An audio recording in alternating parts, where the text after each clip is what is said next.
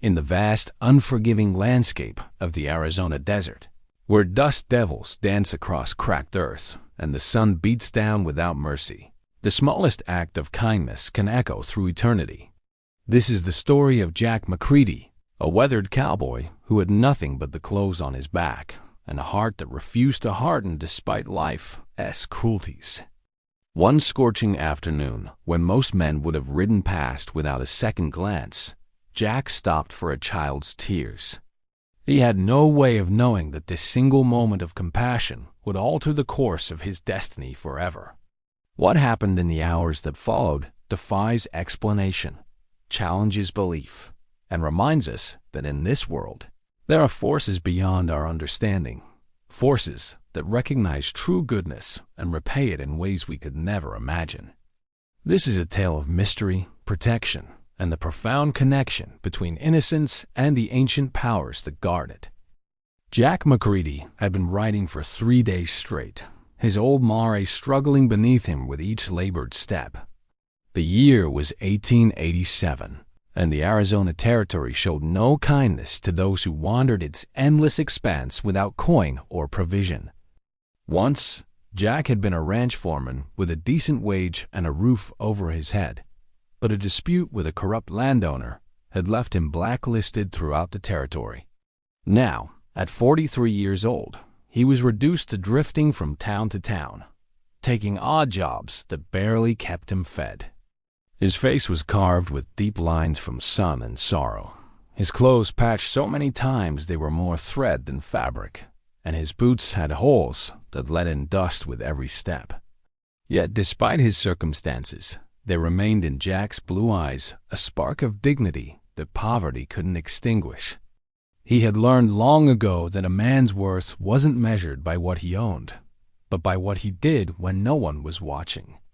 As he rode along a narrow trail cutting through a canyon of red rock, the afternoon sun turning the landscape into a furnace, Jack heard something that made him pull his mare to a halt. It was the sound of a child crying, desperate and afraid, echoing off the canyon walls. His first instinct was practical. He had barely enough water for himself, and getting involved in others' troubles when you had nothing to offer was foolish. But the crying continued, growing more frantic, and Jack found his hands turning the reins before his mind had fully decided. Around a bend in the trail, he discovered a small boy, no more than 6 years old, sitting beside the body of a man who appeared to be his father. The child's face was streaked with tears and dust, his clothes those of a traveling merchant's son, now torn and dirtied. The father's chest still rose and fell, but barely he'd been bitten by a rattlesnake, and the venom was doing its terrible work. The boy looked up at Jack with eyes full of terror and hope, a combination that pierced straight through the cowboy's weathered defenses. Jack dismounted slowly, his knees protesting after days in the saddle, and knelt beside the pair. The father's breathing was shallow, his skin pale and clammy. Jack had seen enough snake bites to know this man had perhaps hours, maybe less. The nearest town was a full day's ride, and there was no doctor there anyway, just a saloon, a general store, and a handful of desperate souls trying to scratch out a living. The boy clutched at Jack's sleeve with small, trembling fingers, and in that moment, the cowboy made his choice. He couldn't save the father, but he wouldn't leave this child alone in the wilderness. Jack carefully lifted the unconscious man into a shaded area beneath an overhang of rock, making him as comfortable as possible. He gave the boy water from his own canteen, though it meant he'd have to ration strictly for the journey ahead. As the sun began its descent toward the horizon, painting the canyon in shades of orange and purple, the merchant breathed his last. The boy, whose name Jack learned was Samuel, didn't scream or wail. He simply held his father's hand and wept silently, which somehow seemed even more heartbreaking. Jack built a small fire as darkness fell, more for comfort than warmth, and sat with the boy through the long night. He told Samuel stories of the stars, of cowboys and cattle drives, of anything that might distract the child from fresh grief. When Samuel finally fell asleep against Jack's shoulder, The cowboy remained perfectly still, unwilling to disturb what little peace the boy had found. Jack knew that by morning, he'd have to figure out what to do with an orphan child when he could barely take care of himself. But that was tomorrow's problem. Tonight, he'd simply be here, offering the only thing he had left to give his presence and his protection. Dawn broke over the canyon with harsh, unforgiving light, and Jack woke with his back aching and his throat parched. Samuel still slept, exhausted from grief and tears, his small form curled against the cowboy's side. Jack carefully extricated himself and stood, surveying their situation with growing concern. They had perhaps half a canteen of water left, no food beyond a few strips of dried meat, and a dead man who needed burying. Jack spent the morning digging a grave with his bare hands and a flat rock, the Arizona soil hard and unyielding. Samuel watched in silence, his young face vacant with shock. When the grim task was finished and a few words spoken over the mound of rocks Jack had piled to keep scavengers away, the cowboy turned his attention to the wagon that had belonged to Samuel's father. It had overturned during what must have been a panicked flight from the snake, its contents scattered across the canyon floor. Among the wreckage, Jack found bolts of fabric, tin cookware, and various goods meant for trade. None of it was worth much, but it might be enough to buy them passage somewhere, to find Samuel relatives or at least an orphanage. As Jack sorted through the goods, he noticed something peculiar. Mixed among the ordinary merchandise were items that seemed out of place strange. Carved stones with symbols he didn't recognize, a leather-bound book written in a language that wasn't English or Spanish, and a small wooden box that thrummed with an odd energy when he touched it. The merchant, it seemed, had dealt in more than just fabric and cookware. Jack's instinct was to leave the strange items behind, but something stopped him. He carefully packed the unusual objects into his saddlebag, telling himself it was only because they might have value to the right buyer. By midday, they were on the move, Samuel riding in front of Jack on the Mare, the salvaged goods tied in bundles behind them. Jack had decided to head for Copper Springs, a mining town 3 days' ride northwest. It was rough and dangerous, but it had a telegraph office, and Jack knew a widow there who might take Samuel in until proper arrangements could be made. The first day passed in tense silence, broken only by Jack's gentle attempts at conversation and Samuel's monosyllabic responses. The boy was drowning in grief, and Jack recognized the signs. He'd worn that same blank expression himself when he lost his own family to cholera 15 years prior. That night, they made camp in a shallow depression surrounded by rocks. Jack built a small fire and shared his meager rations with Samuel, insisting the boy eat even when he refused. As darkness fell and the desert cold set in, strange things began to happen. Jack first noticed it when he went to check on the Mar. The animal was staring intently at something in the darkness, her ears forward, but she wasn't frightened. She seemed expectant. Then Jack saw them. In the distance, barely visible in the starlight, were massive shapes moving across the desert floor. At first, he thought they might be rock formations he hadn't noticed before, but they were moving, walking with slow, deliberate steps. They were enormous, at least 20 feet tall, humanoid in shape, but made of what appeared to be living stone. Jack's hand went to his revolver, though he knew instinctively that bullets would be useless against such creatures. But the giants, for that's what they were, impossible as it seemed, didn't approach. They simply took up positions in a wide circle around the camp, standing like ancient sentinels. Samuel had fallen asleep wrapped in Jack's bedroll, oblivious to the supernatural guards that now surrounded them. Jack sat awake through the night, his mind reeling, trying to make sense of what his eyes were showing him. As the first light of dawn touched the horizon, the stone giants simply walked away, their massive footsteps leaving no trace in the sand. Jack rubbed his eyes, wondering if exhaustion and dehydration had made him see things that weren't there. But deep in his gut, he knew what he'd witnessed was real. Something about Samuel, or perhaps about the items from his father's wagon, had called forth these impossible protectors. And Jack had a sinking feeling that their journey to Copper Springs was going to be far stranger than he'd anticipated. The second day of travel brought them to a small creek, where Jack refilled their canteen and allowed the Mare to drink deeply. Samuel had begun to speak more, asking questions about where they were going and what would happen to him. Jack answered honestly. He didn't know, but he promised the boy wouldn't be abandoned. As they rested beside the creek, Jack pulled out the leather-bound book he'd found among the merchant's goods. In the daylight, he could see the symbols on its cover more clearly. They were ancient, reminiscent of pictographs he'd seen on canyon walls in Navajo territory. Unable to read the text inside, Jack was about to put it away when Samuel spoke up. The boy said he'd seen his father reading from that book many times, always late at night when he thought Samuel was asleep. His father had told him once in a moment of unusual candor that the book had been passed down through their family for generations and that it contained knowledge of the old world, the world before men built cities and forgot the names of the earth's true guardians. Jack listened with growing unease as Samuel explained that his father hadn't just been a merchant. He'd been a keeper, someone tasked with protecting ancient artifacts and moving them to safe locations when necessary.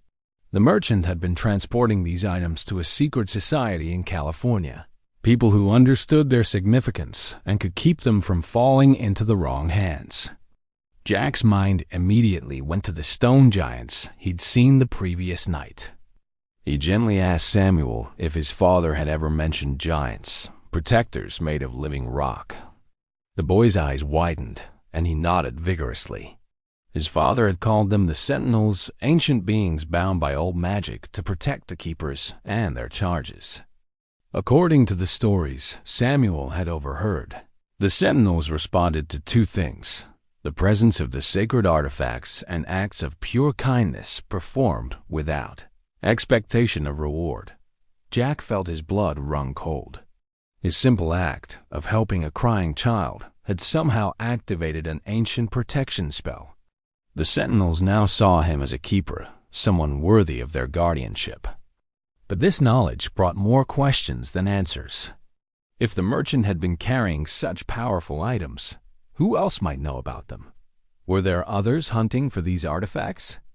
As if in answer to his unspoken question, Jack heard the sound of horses approaching. He quickly doused their small fire and positioned himself between Samuel and the direction of the noise. 3 riders emerged from behind a rocky outcrop, rough-looking men with guns at their hips and cruel eyes that swept over the scene with predatory interest. The leader, a scarred man with a gold tooth, smiled without warmth and asked if Jack had seen a merchant's wagon pass this way. Said they had business with the merchant regarding some goods he'd acquired. Jack's hand hovered near his revolver as he calmly stated that the merchant was dead, killed by a snakebite, and his goods were scattered. The scarred man's smile faded, replaced by an expression of cold calculation. He said they'd still need to check those goods, make sure certain items were accounted for. These were dangerous men, the kind who'd kill for $1 and sleep soundly after. Jack knew he and Samuel were in serious trouble. The scarred man dismounted, motioning for his companions to do the same. As they approached, Jack's mind raced through options, none of them good. He was outnumbered and outgunned, and he had a child to protect. Just as the scarred man reached for the saddlebag containing the artifacts, the ground began to tremble. At first, Jack thought it was an earthquake, but the shaking had a rhythm to it, like footsteps of something massive. The 3 would-be thieves froze, confusion replacing their confidence. Then, from behind the rocks surrounding the creek, the Sentinels emerged. In daylight, they were even more impressive and terrifying than they'd been at night. 20 feet tall, their bodies appeared to be carved from granite and sandstone, with veins of crystal running through them that caught the sunlight and refracted it in rainbow patterns. Their faces were angular and solemn, and their eyes glowed with an inner amber light. They moved with surprising grace for creatures of stone, forming a protective wall between Jack and the three men. The scarred man stumbled backward, his face draining of color. His companions were already running for their horses, but the leader stood frozen, staring up at the impossible beings. One of the sentinels reached down with a massive hand, its fingers alone as thick as tree trunks, and gently pushed the man backward. It wasn't a violent action, but the message was clear: leave now, or face consequences beyond human comprehension. The scarred man finally found his legs and ran, mounting his horse and fleeing with his companions back the way they'd come. The sentinels watched until the riders were out of sight, then slowly turned their attention to Jack and Samuel. For a long moment, the cowboy and the ancient guardians regarded each other. Then, one by one, the stone giants bowed their massive heads in a gesture of respect before walking back behind the rocks and disappearing as if they never existed. Samuel looked up at Jack with wide eyes, his grief momentarily forgotten in the wake of such wonder. Jack realized with a sinking feeling that his life had just become infinitely more complicated. The encounter with the would-be thieves changed everything. Jack knew now that they weren't just dealing with the aftermath of a tragic accident, but with something much larger and more dangerous. The fact that those men had been specifically looking for the merchant Escuds meant there were others who knew about the artifacts, and they wouldn't give up just because 3 hired guns had failed. As they continued toward Copper Springs, Jack found himself constantly scanning the horizon for threats. The sentinels didn't appear during the day, but Jack could feel their presence, a subtle vibration in the ground that reminded him they were never far away. Samuel, meanwhile, seemed to be emerging from his shell of grief, perhaps because the appearance of the stone guardians had given him something to focus on besides his loss. The boy began to share more of what he knew about the artifacts and his father as secret work. According to Samuel, there were 12 sacred objects in total, scattered across the American West. His father had possessed 3 of them: the book, the carved stones, and the wooden box that hummed with energy. These items were older than recorded history, created by a civilization that had understood the Earth's power in ways modern man had forgotten. They were keys, Samuel explained, though to what, even his father hadn't been entirely certain. That night, as they made camp in a shallow canyon, Jack examined the artifacts more carefully. The stones were warm to the touch despite the desert cold, and the symbols carved into them seemed to shift and change when viewed from different angles. The wooden box, which Jack had been hesitant to open, was sealed with a mechanism he couldn't figure out. And the book, written in its ancient script, seemed to pulse with its own faint heartbeat when held close. As Jack sat pondering these mysteries, Samuel fell asleep, and the cowboy was left alone with his thoughts. He'd lived a simple life, following simple rules: work hard, treat people fairly, and don't ask for trouble. Now he was caught up in something that involved ancient magic, stone giants, and dangerous men willing to kill for artifacts he didn't understand. The smart thing would be to dump the whole lot of it and ride away. But when he looked at Samuel's sleeping face, still swollen from days of crying, Jack knew he couldn't do that. This boy had lost everything, and Jack had made a silent promise to see him safe. If that meant protecting these strange objects from those who misused them, then that's what he'd do.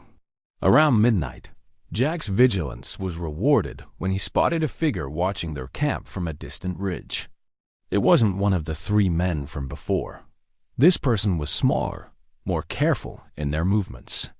Jack pretended to remain asleep, his hand on his revolver, watching through slitted eyes. The figure descended from the ridge with surprising stealth and approached the camp.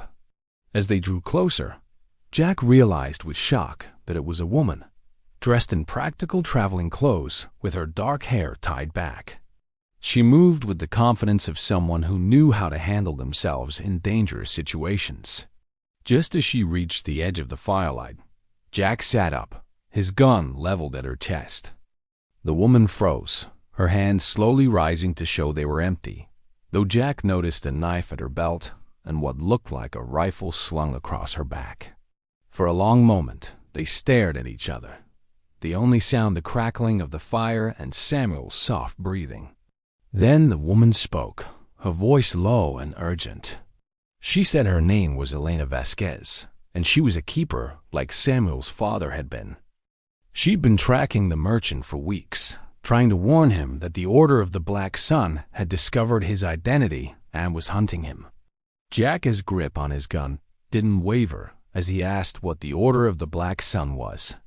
Elena's expression grew grim as she explained that it was a secret society of wealthy and powerful men who sought the ancient artifacts for their own purposes. They believed the objects could give them control over the Earth's natural forces, allowing them to reshape the world according to their vision. The merchant, Elena continued, had been carrying 3 of the most important artifacts, the ones that could potentially locate or activate the others. His death was a tragedy, but the fact that the objects were now in Jack's possession was both fortunate and dangerous. Jack lowered his gun slightly, his instincts telling him that despite the strange circumstances, this woman was telling the truth. He asked why she hadn't approached earlier during the day. Elena explained that she'd been following them since the creek, watching to make sure they weren't working with the Order. The appearance of the sentinels had confirmed that Jack was genuine. The ancient guardians only protected true keepers and those with pure intentions. As they talked in hushed voices, trying not to wake Samuel, Elena revealed more about the network of keepers that existed across the West. There weren't many of them, perhaps 20 in total, each charged with protecting knowledge and objects that most people believed were just legends. The Order of the Black Sun, however, had resources and ruthlessness that made them extremely dangerous. They had informants everywhere, hired guns who'd do anything for money, and members who occupied positions of power in territorial government. Jack felt the weight of responsibility settling even heavier on his shoulders. He told Elena about the plan to take Samuel to Copper Springs, to find him a safe place with the widow he knew. Elena shook her head firmly. Copper Springs was too small, too vulnerable.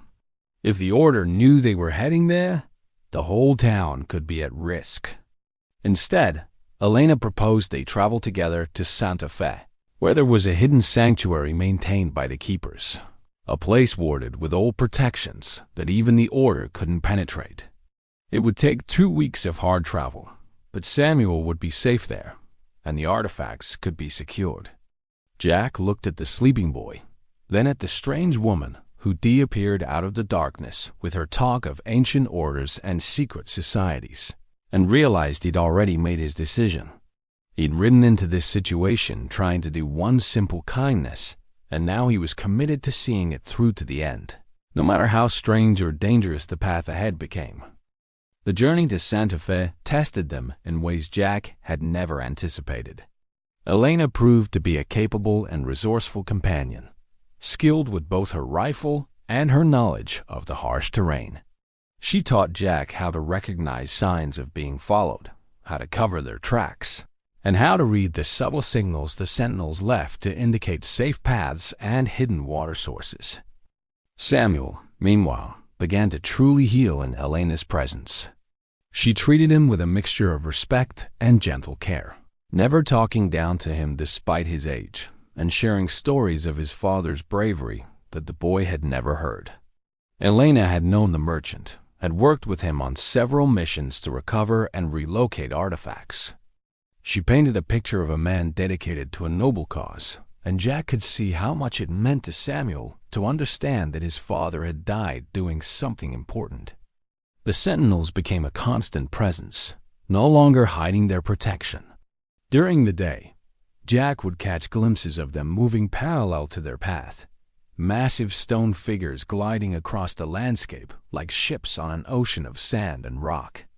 At night, they formed a wide perimeter around the camp, their crystal veins glowing faintly in the darkness, creating a constellation of lights that matched the stars above.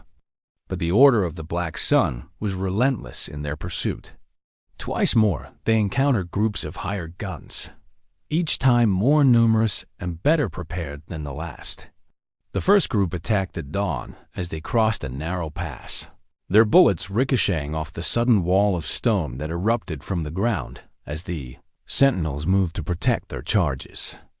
The attackers fled when they realized what they were facing, but not before Jack took a bullet in his left arm, a grazing wound that Elena cleaned and bandaged with efficient skill. The second attack came at night, with assassins who tried to sneak past the sentinels' perimeter using some kind of powder that Elena said masked their presence to magical detection. But the powder didn't account for Jack's sharp ears or his years of sleeping lightly on the frontier. He heard the subtle scrape of boots on rock and woke the camp just in time. The fight that followed was brutal and close, with Jack and Elena defending Samuel with everything they had while the boy crouched behind a rock formation, clutching the wooden box to his chest. The sentinels couldn't reach them in time through the narrow confines of the canyon where they made camp, and for a terrifying few minutes, it was just 2 defenders against 5 trained killers. Jack fought with the desperate strength of a man protecting something precious, his revolver barking in the night until it clicked empty. Elena's knife flashed in the firelight as she moved with deadly grace, a dance she'd clearly performed before. In the end, they survived, but barely. 2 of the attackers lay dead. The others fled, and both Jack and Elena bore new wounds. As dawn broke and the sentinels finally reached them, their massive forms filling the canyon with their presence, Jack realized that the order would never stop. They'd keep sending men until either the artifacts were recovered or everyone protecting them was dead. Elena, reading his thoughts, told him there was one more option. The wooden box that Samuel carried. It wasn't just an artifact, it was a key. If they could reach Santa Fe and combine it with items held in the sanctuary there, they could perform a ritual that would bind the artifacts to the earth, once more making them impossible to find or use by anyone who sought them for selfish purposes. It would mean the end of the Keeper's work, the closing of a chapter that had lasted for millennia. But it would also mean safety for Samuel, for the artifacts, and for everyone the Order might hurt in their quest for power. Jack asked what the ritual would require. Elena's expression grew solemn as she explained that it needed a sacrifice, not of life, but of connection. Someone would have to serve as the anchor, binding themselves permanently to the spot where the ritual was performed, becoming a human guardian who could never leave. They'd live a normal lifespan, but they'd be forever tied to that place, ensuring the artifacts remained sealed and protected. Samuel, who'd been listening quietly, suddenly spoke up. He said his father had been preparing to be that anchor, that the family's ultimate purpose had always been to one day seal the artifacts away for good. But his father had been killed before he could complete the task, and now Samuel understood that this was his inheritance. Not the artifacts themselves, but the responsibility to ensure they could never be misused. Jack immediately protested. Samuel was just a child. He had his whole life ahead of him. But the boy, showing a maturity beyond his years, explained that this was what he wanted. His father had died protecting these objects, and Samuel would honor that sacrifice by finishing the work. Besides, the sanctuary was in Santa Fe, a real town with schools and people, not some isolated wilderness. He'd be tied to that place, yes, but he could still have a life there, a good life, knowing he was doing something important. Elena added that Samuel wouldn't have to do it alone. The sanctuary was maintained by a community of former keepers and their families, people who'd chosen to dedicate their lives to the protection of ancient knowledge. Samuel would have teachers, friends, a home. As the sun rose fully, painting the canyon walls in shades of gold and crimson, Jack realized he was witnessing something profound. This boy, who'd been crying beside his dead father just days ago, had found purpose in tragedy. He was choosing to transform his grief into something meaningful, to take the broken pieces of his life and build something stronger from them. Jack looked at the sentinels, still standing guard around them, ancient and patient and eternal, and felt a strange sense of peace wash over him despite the pain of his wounds and the exhaustion of their flight. They reached Santa Fe 11 days later, their bodies worn but their spirits intact. The sanctuary Elena led them to was hidden beneath an old adobe church on the outskirts of town, its entrance concealed behind a false wall in the cellar. Below ground, they found a network of rooms carved from living rock, lit by crystal formations similar to the veins that ran through the sentinels' bodies. A dozen people lived and worked in the sanctuary, keepers who'd retired from active duty and their families. They greeted Elena with warm embraces and looked upon Jack and Samuel with knowing eyes, as if they'd been expected. The artifacts were taken to a central chamber where other objects of power were stored, each in its own alcove, carefully organized by type and origin. Jack saw items that made his mind reel: a staff that seemed to be made of crystallized lightning, a mirror that reflected places instead of faces, stones that defied gravity and floated in midair. The oldest keeper, a woman named Grandmother Rosa, who claimed to be 97 but moved like someone half that age, examined the 3 artifacts Samuel's father had been carrying. She confirmed that they were indeed the key pieces needed to perform the binding ritual. With these, combined with the other items in the sanctuary, they could seal all 12 sacred objects permanently, ending the threat of the order once and for all. The ritual was prepared over the next 3 days. Jack used the time to recover from his wounds and to spend as much time as possible with Samuel, teaching him the things he thought a boy should know: how to judge a man's character, how to stay strong when life knocked you down, how to find honor even in difficult circumstances. Samuel listened intently, and Jack realized the boy was memorizing every word, storing them up against the years ahead when he'd be the guardian of this place. On the 4th day, as sunset painted the sky outside, they gathered in the central chamber. The sentinels had followed them to Santa Fe, and now they stood in a circle around the church above. Their presence felt even through layers of rock and earth. Grandmother Rosa led the ritual, speaking words in the old language while the artifacts were arranged in a complex pattern on the floor. As she chanted, the objects began to glow, their individual lights joining together into a web of power that filled the chamber with warmth and energy. Samuel stood at the center of the pattern, his young face serious and determined.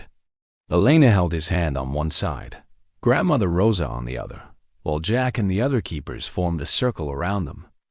As the ritual reached its climax, Samuel spoke the final words, accepting his role as eternal guardian, and the light from the artifacts pulsed once, brilliant and blinding before fading completely.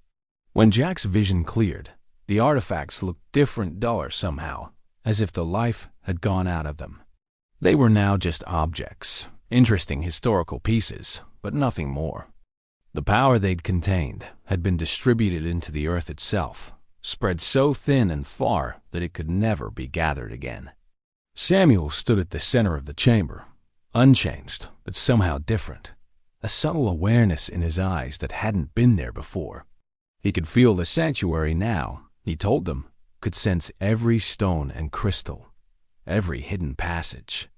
He was part of it, and it was part of him. Jack stayed in Santa Fe for 2 more weeks, helping Samuel settle into his new life. The boy was enrolled in the local school, given a room in the house of a keeper family above ground, and surrounded by people who understood his unique situation. Jack watched him make friends, laugh again, and begin to build the life he deserved. When the time came for Jack to leave, he did so with a heavy heart, but also with something he hadn't felt in years purpose. Elena had offered him a place among the keepers, work that needed doing now that the artifacts were sealed. There were still people who needed protection, knowledge that needed preserving, and the Order of the Black Sun, though defeated in their primary goal, would remain a threat to other vulnerable things. Jack accepted, surprising himself. The drifting cowboy who'd had nothing had found something worth dedicating his life to. As he rode out of Santa Fe on a new horse provided by the keepers, His wounds healed and his saddlebags full of supplies, Jack looked back one last time. Samuel stood in front of the old adobe church, waving, the sentinels visible for just a moment as massive shadows in the setting sun before they faded back into stone and stillness. Jack had stopped for a crying child beside the road, and in doing so, had stumbled into a world of ancient magic and purpose. He'd helped save something important, protected something innocent, and in the process, saved himself from a life of meaningless wandering.